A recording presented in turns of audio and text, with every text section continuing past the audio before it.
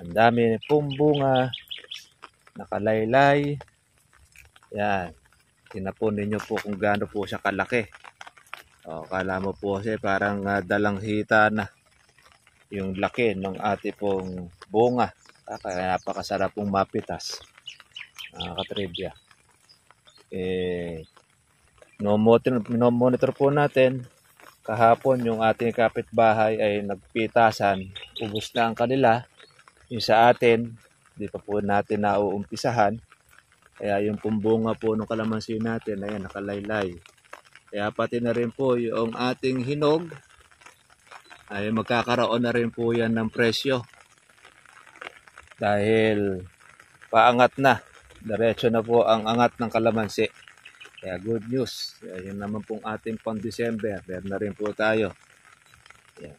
Pati yung ating pang November, ay makukuha na rin po ngayon pag ate po siyang pinapitas. Tingnan nyo nga na ito. Oh. Talaga.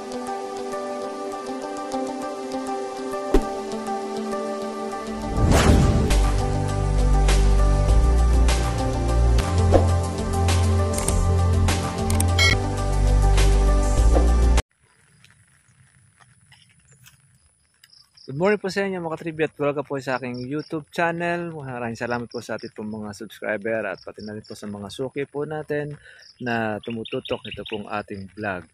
Ngayon ay siyempre malungkot po na balita. Tayo po ngayon ay sinasalantan ng bagyong si Christine.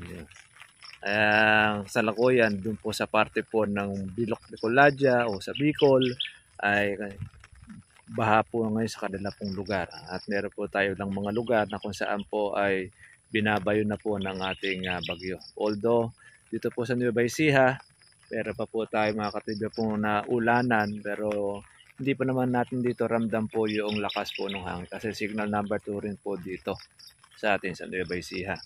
Kaya dito monitor muna tayo mga katibya po do sa ating pong kalamansi. Yan, magandang balita dahil ayan nga, marami po ngayon na kumukuha ng kalamansi at maganda-ganda po ang presyo po ngayon. 850 to 900 ang kuhanan ng mga buyer. At alam ko baka po sa bagsakan po dyan sa Nueva Ecija, pagka ganyan pong bagyuhan ay halos naglilibo ang presyo. Tayo naman mga katribya, mahirap po kasi ngayon tayo magpapitas dahil mahirap pong mag-alaga. Tsaka babayad po tayo siyempre ng medyo maganda-ganda doon po sa mga mamimitas ng kalamansi dahil malamig ang panahon. Ngayon, ito naman pong ating kalamansi. Ayan, kita naman na ninyo. Ang dami pong bunga, nakalaylay. Ayan, tinapon ninyo po kung gaano po siya kalaki. O, kala mo po kasi parang dalang hita na yung laki ng ating pong bunga. Kaya napakasarap pong mapitas. Katribya. No-monitor po natin. Kahapon yung ating kapitbahay ay nagpitasan. Ubus na ang kanila. Yung sa atin, di pa po natin nauumpisahan. Kaya yung pumbunga po ng kalamansi natin, ayan, nakalaylay. Kaya pati na rin po yung ating hinog, ay magkakaroon na rin po yan ng presyo. Dahil paangat na. Diretso na po ang angat ng kalamansi. Kaya good news. Kaya yun naman pong ating pang December. Meron na rin po tayo. Yan. Pati yung ating pang November ay makukuha na rin po ngayon pag ate po siyang pinapitas. Tingnan nyo nga na ito. Oh. Talagang nakayok-ayok na, nakabahutok ang ating kalamansi. Siyempre, nandiyan na rin po yung ating hinog. Payong na po tayo para hindi po tayo masipon.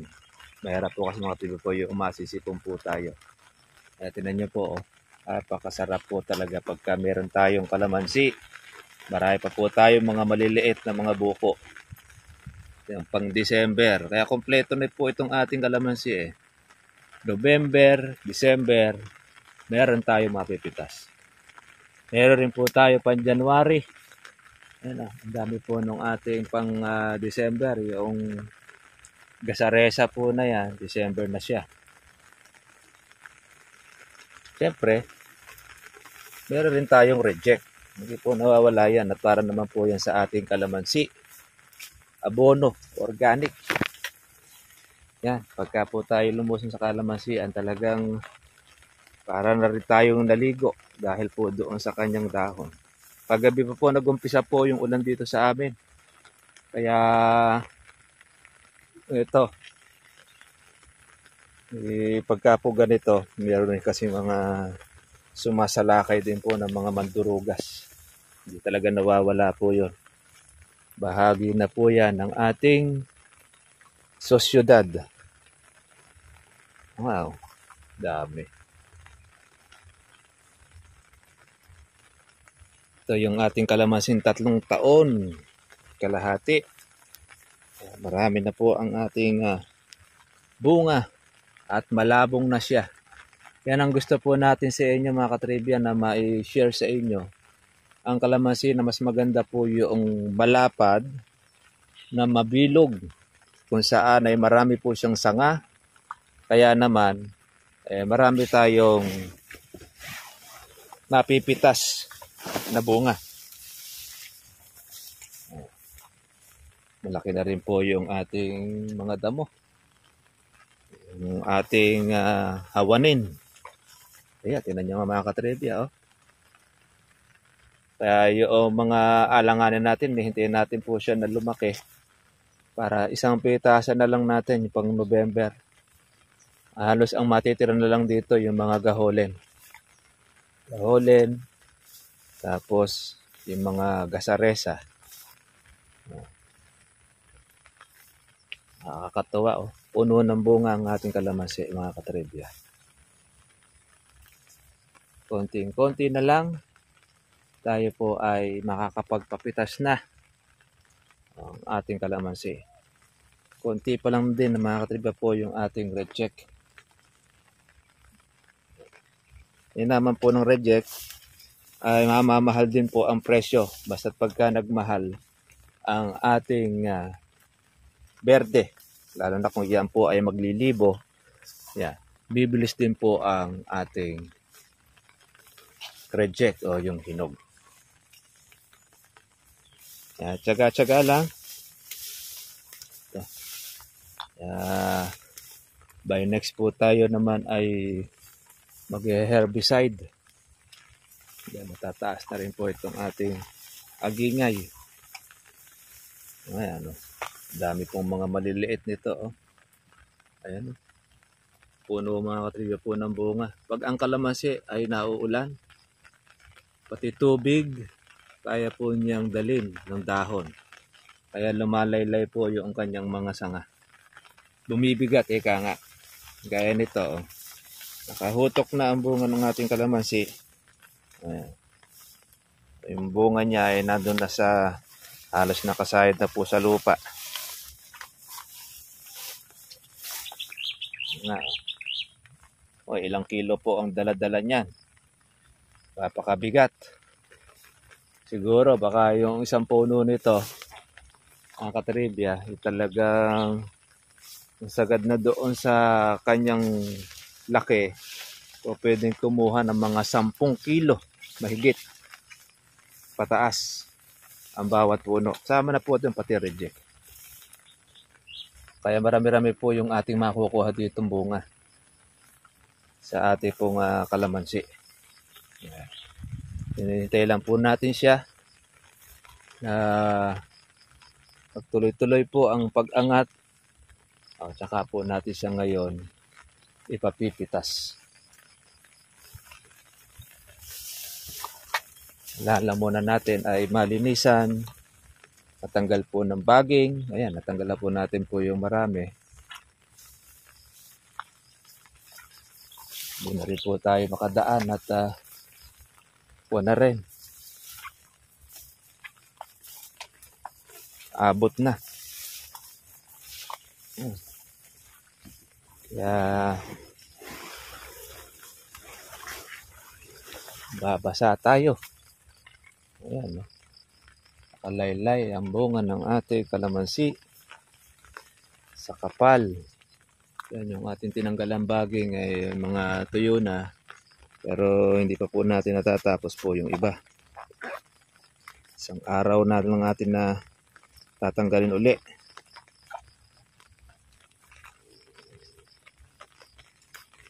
Kaya pagpasok natin, sahan ninyo, talagang mababasa tayo. Yan, no? Kaya kailangan natin siyang sumuot. Dahil pong mga maliliit na mga bunga, oh. Ganyan ang kalamansi, mga katrebya. Napakasipag po mamunga. Kahit po siya po ay marami ng daladala, nagbubulaklak pa rin ang kanyang mga dulo. Pag napitas pa natin ang mga bunga nito, yan, makikita naman po natin na meron ulit tayong pansunod. Ganyan ang kalamansi. Hindi nawawala ang ating pansunod. Yan, ang kapal, oh. Iba talaga pagka po bata. Kaya yung minsan yung napapadaan dito, napapalingon dahil doon sa bunga. Siyempre, marami na rin tayo rin dyan, kagaya nito, oh. Baka yung kalahating bag makuha ng puno na ito. Puno Tsaka malalaki na siya. Kagandahan ng kalamansi. Kaya niyan dalin ang bunga. Kahit marami. Ano, malalaki pa niya. Kaya yung mga hinog po na ito, yan ay yung mga talagang panahon po ng mura yan. Yung mga ganito talagang sinasacrifice po namin, hindi po mapitas kasi halos wala rin po siyang natitira. Pagka pipitasin natin, kung ilan lang po yung kanyang matitira, naabutan po ng presyo, yun ang ating pipitasin. Tapos yung matitira dyan, ayan, yung mga ganito, yung mga gahole na yan, November na po maaabot. At sigurado sa November na rin, libo na rin ang presyo ng ating kalamansi. Pero yung mga, yan, yung talaga po mga pitasin, yan na siya. Bukod na. Saka po yung reject. Marami rin tayo mga katriba pong reject kalamansi. Hindi talaga maiiwasan dahil nagmula po sa mababa Kaya kung tayo naghihintay ng ating pong presyo, marami talaga magiging reject. Kaya lang, pag umangat naman po ang presyo ng ating kalamansi, yung reject na yon, kung ano yung kuha ng berde nung nakaraan, yun din ang magiging presyo ng reject. Kaya sulit na rin, alisin lang po rito yung mga pinakapungkan, yung dilaw na dilaw. Ayan. Actually, yung dilaw na dilaw po na kalamansi na yon, na ibebenta po yan ng maayos. Naititingi pa namin dati noon yan. Maganda rin po nagiging presyo. Yung pong pongkan. Lalo na po doon sa mga lugawa, pansitan. Yan yung suki. Kaya marami pong berde itong ating pong kalamansi. Tapos, yung mga nalalaglag po sa ilalim, yan naman po ang ating extra pataba ng kalamansi natin. Ang gandahan yan, di na po nating kailangang ipapitas dahil kusa na po siyang nalalaglag. Kaya kung malapit lang kayo, gusto nyo ng kalamansi, unlimited. Makukuha nyo na po itong mga hinog na ito na kalamansi. Ayan, yung mga kapitbahay, mga nanghahalaw sila ng kalamansi dahil mahal. Kaya lang, pitas na yung kanila. Ang delikado naman yung hindi pa napipitas. Ako, gustong gusto po ito ng kalabaw. Yan. Ito, kailangan pa natin ito ng malinisan. Ito na yung ating nalinisan na. Ay, pag natutukan ito ng ating, alam nyo na mga kaibigan, asahan na po natin yun. Masisimot ang bunga ng ating kalamansi.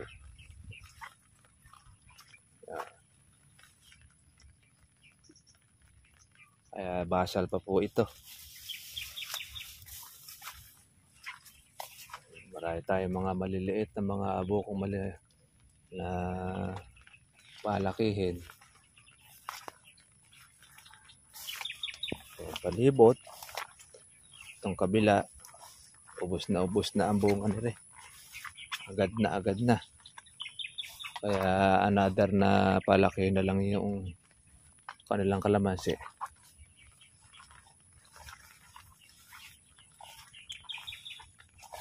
Ayan, simot na ang kanyang bunga.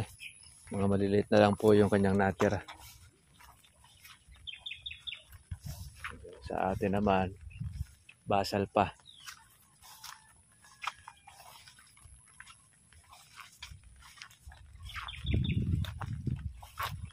Kumisan, maaawa ka sa kalamansi pagka po marami siyang hinog.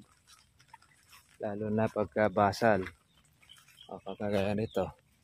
Pero sa isang banda, tutuwa ka naman dahil magkakaroon siya ng extra pataba ng kalamansi. Kagaya itong sa ating kapitbahay. Pag napitas naman po natin yan mga katribya, laking ginhawa uli ng ating kalamansi. Kaya another na pag-aabono yung ating ilalagay uli, ang ating organic fertilizer, para naman yan dun sa ating kalamansi dahil natanggal po yung kanyang bunga. Pero hanggat di pa po natin ito napipitas, ay tiis-tiis lang muna sila.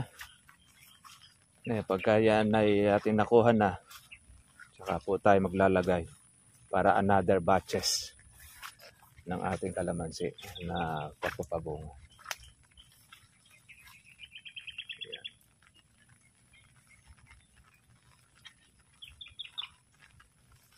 Yung sa ating sa bayoko nabalutan na rin po siya ng ampalaya.